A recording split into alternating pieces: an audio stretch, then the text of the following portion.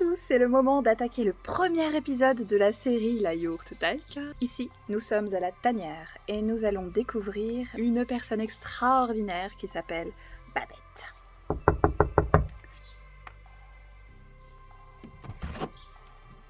Bonjour. Salut Babette, ça va?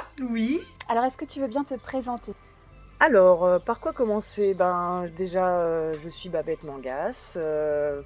J'ai 50 ans depuis cette année. Je suis maman de 3 enfants et j'ai 2 petits-enfants déjà, voilà.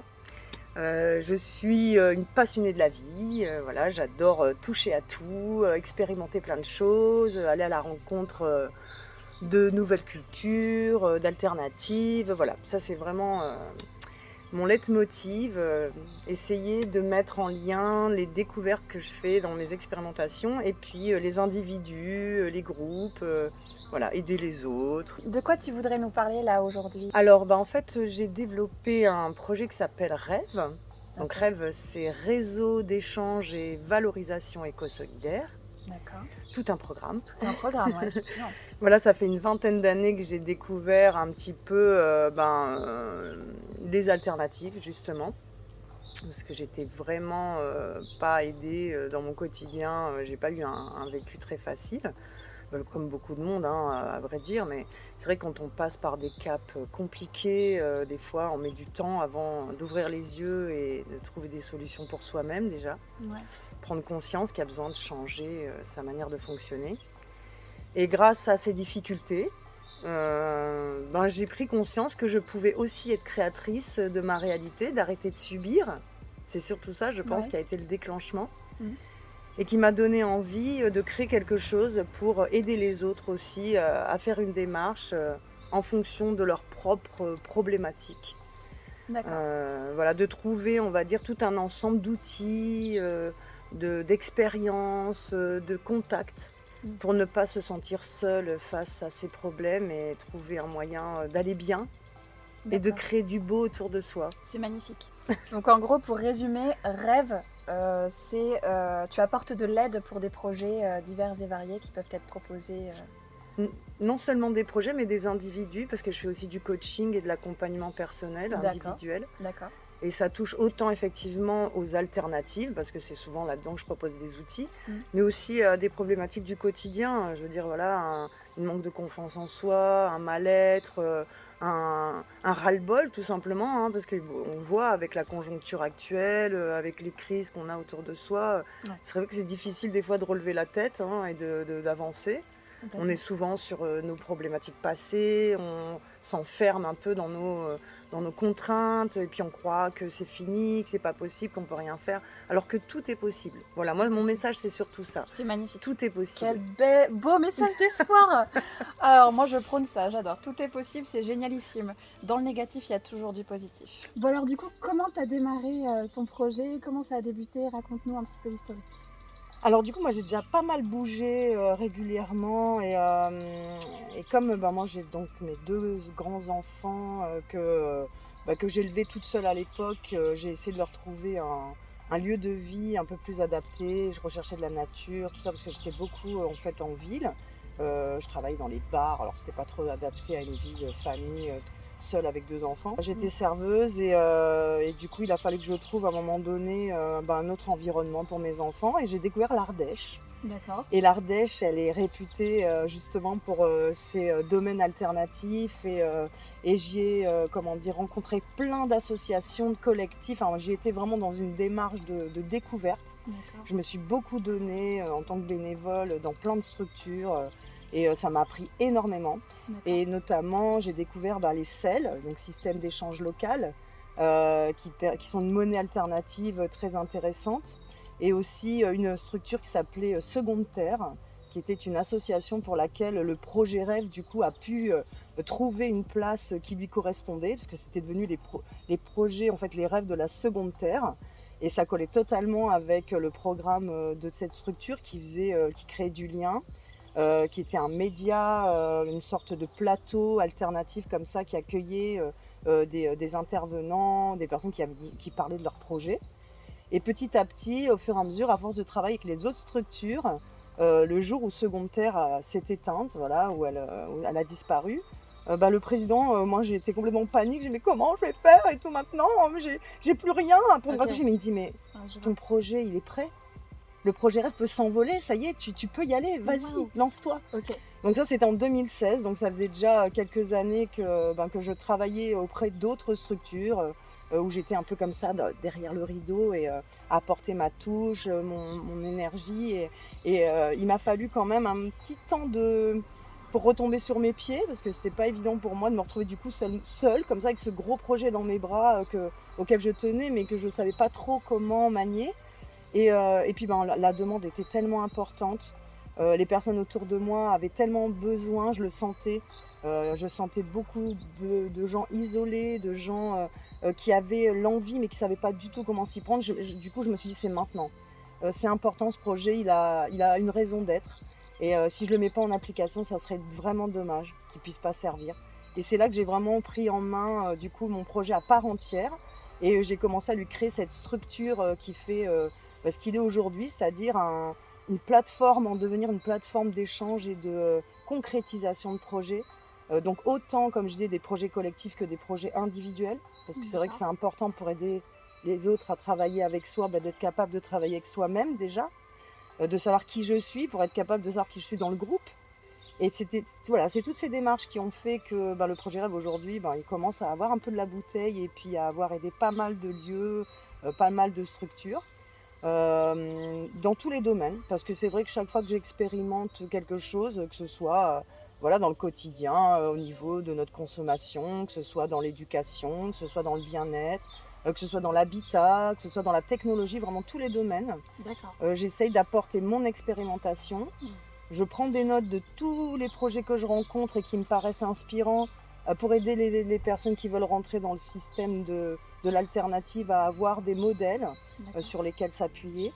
Et voilà, puis je donne la main le temps que la personne elle a besoin, et puis je lui apprends à être autonome, parce que c'est aussi ça. Moi, le but c'est que je ne veux pas être indispensable, je ne veux pas être le centre d'intérêt, je veux que ce soit la personne, la porteuse de projet ou le porteur de projet qui puisse se sentir vraiment pleinement en capacité, quoi. Toi, tu accompagnes purement jusqu'à lancer les projets. C'est ça. Alors, justement, là, je voulais vous expliquer un petit peu ce que c'est Rêve, parce qu'on a parlé vite fait du projet, mais voir comment il est constitué. Donc, Projet Rêve, c'est une plateforme, une base de données qui est organisée en arborescence. Il est constitué de 8 pôles d'activité. Donc pour les énumérer, en fait, les 8 pôles, c'est conscience, entraide, éducation, alimentation, santé, habitat, technologie et art et culture. Et il consiste un petit peu comme la fleur de la permaculture en un cœur qui est le cœur de coordination, et les 8 pôles qui interagissent sur des pétales. Et quand on va aller en profondeur, chaque pétale devient un cœur. Il suffit de cliquer par exemple sur l'entraide et tous les domaines qui tournent autour de l'entraide vont se déployer, et à chaque fois on va pouvoir aller de plus en plus en profondeur. C'est vraiment c'est un peu comme de la science quantique. Vraiment, j'aime beaucoup la science quantique et faire le lien entre la cosmologie qui est dans l'infiniment grand et le quantique qui est dans l'infiniment petit. Et grâce à cette plateforme qui va contenir toutes les données dont on a besoin, on va pouvoir aller à la recherche de nos réponses, de nos outils en fonction de notre problématique. Comme je l'expliquais, c'est comme une personne qui va avoir une inspiration, elle va aller regarder dans un petit trou de serrure, elle va aller voir d'abord le point qui l'importe, et ensuite en allant cliquer dessus, ça va lui ouvrir tout un tas d'informations, et grâce à son cheminement, elle va aller entrer en profondeur dans cette démarche qui va lui permettre de trouver les clés qui lui correspondent. Voilà, donc c'est un petit peu comme ça fonctionne le projet Rêve. On y met tous ce qu'on est, et ensuite on va aider d'autres à y cheminer à son rythme. Et on peut autant aller dans le détail, mais aussi revenir ensuite dans le plus grand, parce que c'est comme ça que fonctionne le monde en fait. C'est je focalise sur moi et je vais voir le monde, et je focalise sur moi et je vais voir le monde. C'est la respiration de l'univers. C'est comme ça qu'on existe. Ta structure, du coup, c'est quoi Rêve exactement? C'est une association? Alors, c'est un ensemble, parce qu'en fait, j'ai jamais réussi à réellement lui mettre un statut. Pour l'instant, c'est informel. C'est composé de plusieurs choses. Moi déjà je suis auto-entrepreneur, donc j'ai plusieurs déjà casquettes on va dire. Je suis énormément dans le bénévolat aussi, hein. J'aide beaucoup sans demander rien hein, quelque part. D'accord. Et l'association est censée se lancer déjà depuis quelques années, mais à chaque fois que c'est le moment de le faire, ouh là là là, voilà, j'ai un petit peu du mal avec fait peur. l'officialisation, Ok, parce que d'accord. j'ai toujours peur que ce projet qui est si beau comme il est, qu'il soit détourné ou mal, D'accord. mal orienté. Et après, effectivement, ça dépend avec qui je travaille.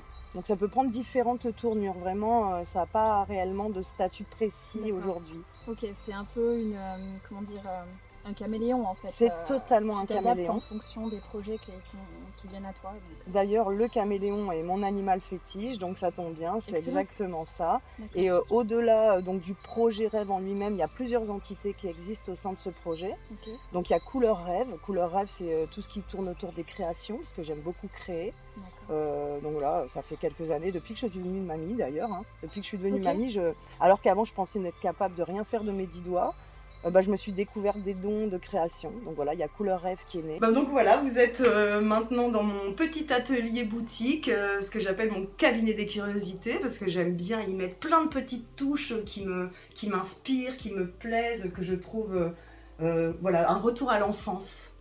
J'avais envie vraiment de partager, parce que j'aime donc les plantes déjà, hein, voilà, dans tout un tas de petits supports comme ça que je trouve.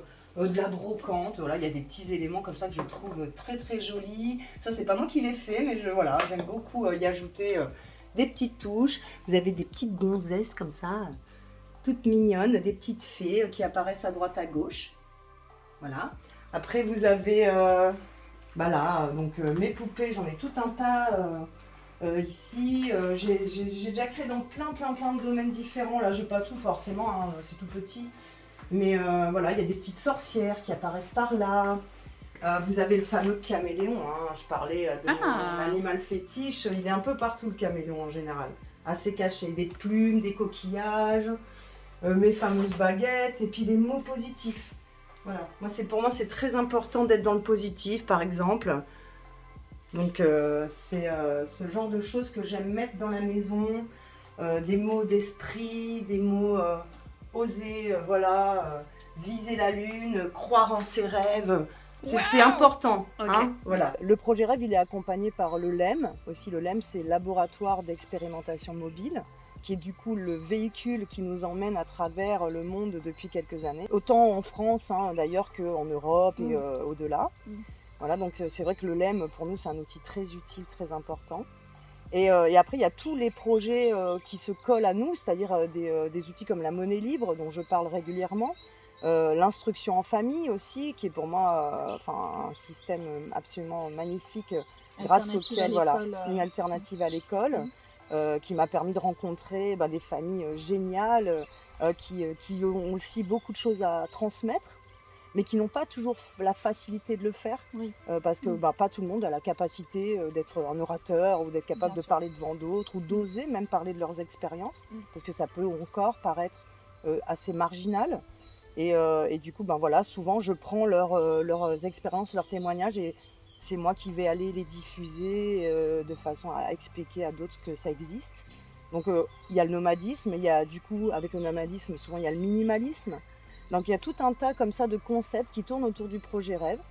Le projet Rêve est en train de devenir du coup un outil technologique aussi, un programme informatique pour aider les personnes à se connecter, peu importe où elles se trouvent dans le monde, et à apporter aussi en fonction de leurs besoins et du degré d'implication et d'éveil, des outils qui correspondent tout simplement aux besoins. Je suis là aussi pour montrer que si je suis capable de le faire, il y a plein de gens qui peuvent aussi créer et mettre en avant leurs projets et concrétiser leurs rêves. Et voilà, mon but c'est ça. C'est simplement de créer le paradis sur Terre en fait. Mais c'est génial. Voilà, ensemble. Peut-être que tu m'accompagneras sur mon projet de yourte. Avec grand plaisir.